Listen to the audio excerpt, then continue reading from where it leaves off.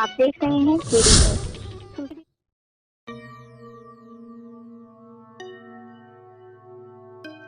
छांगुर बाबा आखिर कौन है जिन पर उत्तर प्रदेश में लगा है धर्मांतरण का आरोप? आइए इस शेर से खबर की शुरुआत करते हैं। कोई पागल ही मोहब्बत से नवाजेगा मुझे, कोई पागल ही मोहब्बत से नवाजेगा मुझे, आप तो खैर समझदार नजर आते हैं मुझे। आइए चलते हैं खबर पर। बीबीसी न्यूज ने आगे लिखा है कि उत्तर प्रदेश में इस दिनों छंगुर बाबा खूब सुर्खियां बटोर रहे हैं। उत्तर प्रदेश पुलिस ने जमालुद्दीन उर्फ छांगुर बाबा पर धर्मांतरण का आरोप लगाया है। पिछले कुछ दिनों उन्हें इस मामले में गिरफ्तार भी किया गया। राज्य सरकार ने इस मामले में आगे की कार्रवाई करते हुए नेपाल की सीमा से सटे बलरामपुर जिले में उनके घर को बुलडोजर से गिरा दिया। हालांकि यह घर उनकी सहयोगी के नाम पर है, लेकिन छांगुर बाबा का परिवार यहीं रहता था। इस मामले पर राज्य के मुख्यमंत्री योगी आदित्यनाथ ने भी कई बार बयान दिया है। एक बयान में उन्होंने कहा कि हमारी सरकार बहन बेटियों की गरिमा और सुरक्षा के प्रति पूरी तरह प्रतिबद्ध है। प्रारंभिक जांच में सामने आया है कि अभियुक्त की गतिविधियां केवल समाज विरोधी ही नहीं बल्कि राष्ट्र विरोधी भी हैं। हालांकि छांगुर बाबा पर लगे आरोपों पर उनके और उनकी सहयोगी वकील मोहम्मद आमिर का कहना है कि यह मामला अब अदालत में है, तो इस पर जो भी कुछ कहना होगा वो अदालत में कहा जाएगा। हम अपने संवैधानिक अधिकारों की रक्षा कानूनी दायरे में करेंगे। जहां तक आरोपों का सवाल है, अभी तक इस पर जांच चल रही है। उत्तर प्रदेश एटीएस ने पिछले सप्ताह छांगुर बाबा को गिरफ्तार किया था। एटीएस ने छांगुर बाबा पर धर्मांतरण रैकेट चलाने का आरोप लगाया है और कहा है कि इसकी जांच की जा रही है। छांगुर बाबा के सहयोगी का घर गिराए जाने को लेकर बलरामपुर के जिलाधिकारी पवन अग्रवाल ने मीडिया से बातचीत में कहा कि जांच में यह पाया गया है कि यह इमारत अवैध रूप से सरकारी जमीन पर बनाई गई थी। इसके बाद कार्रवाई की गई। इस संबंध में और कागजात की जांच की जा रही है। बलरामपुर के उतरौला में गिराई गई इमारत नीतू रोहरा के नाम पर है, जो मुंबई की रहने वाली हैं। नीतू रोहरा को भी उत्तर प्रदेश पुलिस ने 5 जुलाई को गिरफ्तार किया था। नीतू रोहरा को छांगुर बाबा की करीबी बताया जाता है। पुलिस के मुताबिक नीतू रोहरा उर्फ नसरीन ने छांगुर बाबा की मुरीद बनने के बाद इस्लाम अपना लिया था। अब सवाल है कि कौन है यह छांगुर बाबा? छांगुर बाबा बलरामपुर जिले के उतरौला तहसील के अंतर्गत रेहरा माफी गांव के रहने वाले हैं। उनका जन्म इसी गांव में हुआ है। छांगुर बाबा के 3 और भाई हैं, जिनमें से अभी 3 गांव में रहते हैं। भाइयों में सबसे बड़े छांगुर बाबा का बचपन गरीबी में बीता। उन्होंने कई साल तक भीख मांगकर जीवन यापन किया। गांव के वर्तमान प्रधान मनसाराम यादव के मुताबिक उनके एक भाई अभी भी भिक्षा मांगने का काम करते हैं। गांव के लोग बताते हैं कि छांगुर बाबा साइकिल से नग और अंगूठी बेचने का काम करते थे। कई सालों तक यह काम करने के बाद वह मुंबई चले गए और बाद में अपने आप को पीर घोषित कर लिया। छांगुर बाबा 2 बार 2005, 2010 और 2015 से 2020 तक अपने गांव रेहरा माफी के प्रधान भी रह चुके हैं। कस्बे के चांद औलिया दरगाह के पास उन्होंने अपनी एक बैठक भी बना ली थी। वहीं पर मुरीदों का आना जाना था।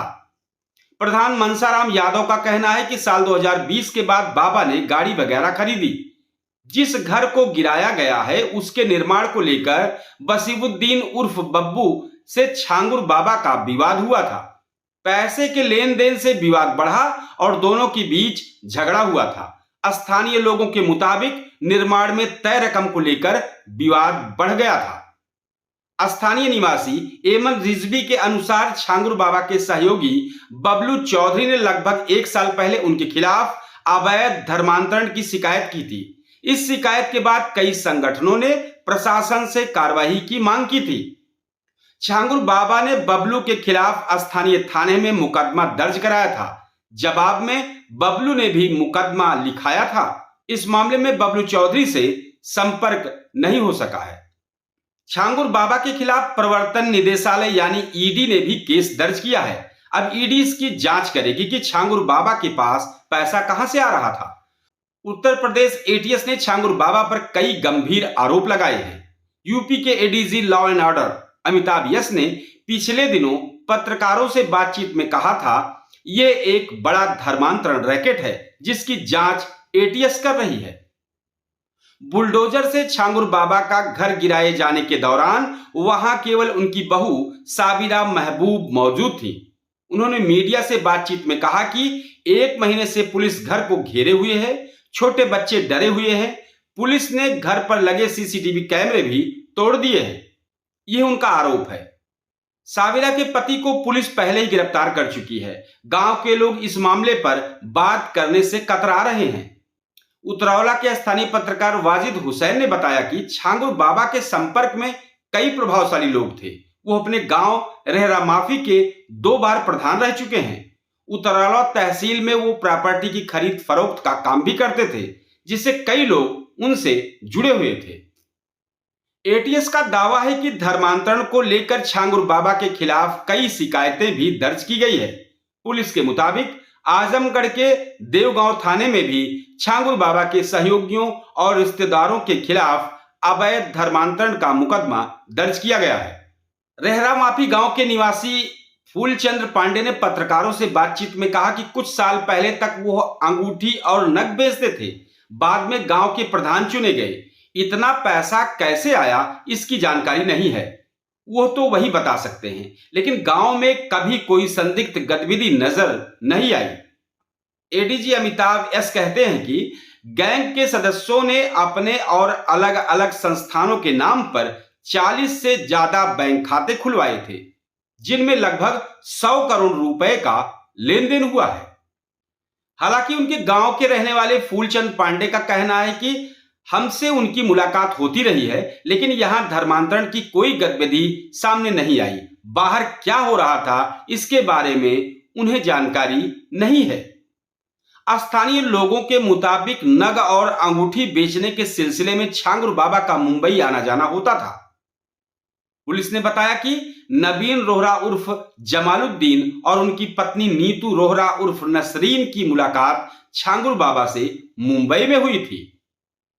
उन्होंने अपने पूरे परिवार के साथ इस्लाम अपना लिया था। इस्लाम कबूल करने के बाद यह परिवार उतरौला में रहने लगा और यहां एक अस्पताल का निर्माण शुरू कराया।